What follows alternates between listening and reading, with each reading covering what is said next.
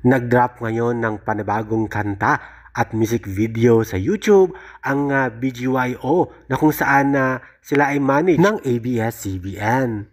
Maraming mga P-pop fans ang nagtanong at nagtaka bakit hindi man lang matunog ang kanta at ang pangalan ng boy band na BGYO. Mayroon naman silang company na nag-back up sa kanila, ABS-CBN Kapamilya Network. Itong kantang All These Ladies ay matunog international, maganda ang beat, pero bakit ang bagal ng views? Maraming mga P-pop fans ang nakiusap na pasikatin ang kantang to at ang boy band na BGYO. May mga 18 din. May 18 din na nagsabi na sana pasikatin din dahil maganda, masaya pag maraming P-pop artist ang sumikat hindi lang sa Pilipinas, hindi lang sa Asia, kundi sa buong mundo. May potential daw ang BGYO na maging sikat din, katulad ng SB19. Siyempre, nasa tugatog na ng tagumpay ang SB19. Subalit, sana daw ay pasikatin din dahil in same industry lang naman ang BGYO, SB19 at marami pang ibang P-pop artist. Samantala, basahin natin ang komento ng All These Ladies music video ng BGYO sa YouTube channel.